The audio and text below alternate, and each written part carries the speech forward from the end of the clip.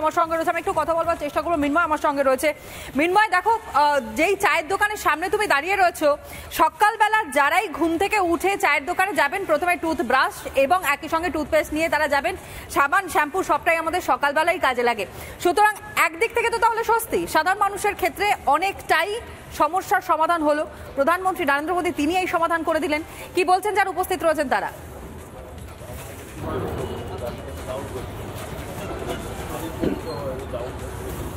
একবারই তোমার দেখো, গতকালের এই জিএসটি নিয়ে যে সিদ্ধান্ত, অর্থাৎ এই জিএসটির হার পরিবর্তনের ফলে মধ্যবিত্ত এবং গরিবের কিন্তু একটা ব্যাপক প্রভাব পড়তে চলেছে। তার কারণ তারা সকাল থেকে উঠে যেই সমস্ত তাদের নিত্য প্রয়োজনীয় জিনিস, যেমন তাদের ঘি থেকে শুরু করে তেল, দুধ এবং সর্বপ্রথম যেটা বলার আগে তুমি যেটা বললে, একদম টুথব্রাশ থেকে শুরু করে টুথপেস্ট, সব কিন্তু এই জিএসটি কমে 5% করা হয়েছে। আমি এই নিয়ে যারা সাধারণ পাবলিক আছেন আমি তাদের সাথে কথা বলার চেষ্টা করবো। গতকালই এই জিএসটির হার পরিবর্তন হয়েছে, নিশ্চয়ই শুনেছেন, এবং 22 তারিখ থেকে তা লাগু হবে। কি মনে করছেন, এটা সাধারণ মানুষের, মধ্যবিত্তের সুবিধা হবে?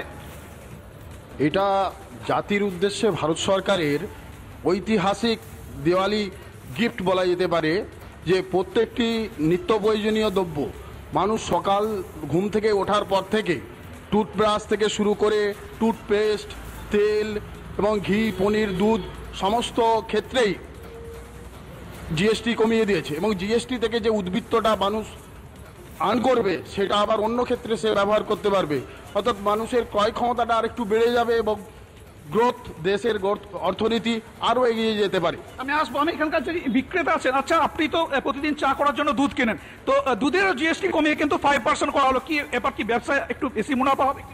একটু মুনাফা বেশি হবে, কারণ হচ্ছে দুধের যে আমাদের দাম পড়ে সেই দামটা থেকে একটু যদি কম হয়, মানে আমাদের ক্ষেত্রে সেটা সুবিধা হবে একটু। আর তাছাড়া তো বা ঘি, পনির, বাটার এসব তো আমাদের লাগে, তো সেগুলো যদি কম হয় তাহলে সেগুলোর থেকে তো আমাদের যদি কম হয়, মানে আগামী 22 তারিখ থেকে তা কমছে, তো কমে গেলে আমাদের আমরা একটু লাভবান হব। মানে যেটুকু কাজটা করেছে সে কাজটা যদি মানে সাকসেস যদি হয়ে যায়, তো আমরা সেই জন্য আমরা একটা উপকৃত হব।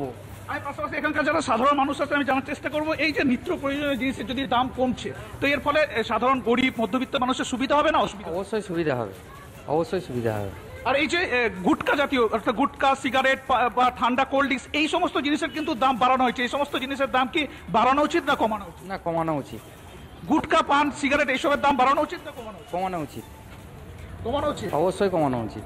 আমি পাশাপাশি আরো জানার চেষ্টা করবো এখানকার, আচ্ছা এই যে নিত্য প্রয়োজনীয় জিনিসের যে দাম কমানো হয়েছে, কি বলবেন? দেখুন, নিত্য প্রয়োজন জিনিসের যে দাম কমানো হয়েছে, এটা প্রধানমন্ত্রীর এক মানুষের জন্য একটা বিরাট বড় গিফট। এটা আগে জিএসটি যখন প্রথম চালু হয়, জিএসটি প্রথমে 4টে ন্যাব ছিল, 8%, 18%, 28%, 12%।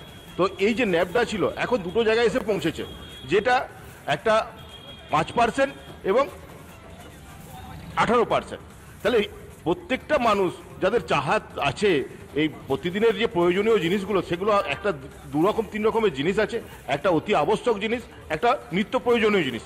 অতি আবশ্যক জিনিসের জিএসটি মুক্ত ছিল, নিত্য প্রয়োজনীয় জিনিসের জিএসটি থেকে যে যদি আমরা 5% এসে পৌঁছায়, যেটা 8% ছিল কি 12% ছিল, মানুষের কাছে প্রচুর উপকার হয়েছে। আমি আরো জানার চেষ্টা করবো, আচ্ছা জীবন বীমা এবং স্বাস্থ্য বীমা, সেক্ষেত্রে জিএসটি সম্পূর্ণভাবে মুকুব করে দেওয়া হয়েছে, অর্থাৎ কোনো কিছুই জিএসটি লাগবে না। তার ফলে যে প্রিমিয়াম লাগতো সেই প্রিমিয়ামও কিন্তু অনেকটাই কমে যাবে। সাধারণ মানুষের কতটুকু উপকার হবে? অনেকটাই সুবিধা হবে। যারা বীমা করতে পারেনি আজ পর্যন্ত, কথা দিয়ে কথা রেখেছেন প্রধানমন্ত্রী নরেন্দ্র মোদী। জীবন বীমা হোক, স্বাস্থ্য বীমা হোক, নিত্য প্রয়োজনীয় জিনিস হোক, সবকিছুর দাম কমতে চলেছে আগামী 22 তারিখ থেকে।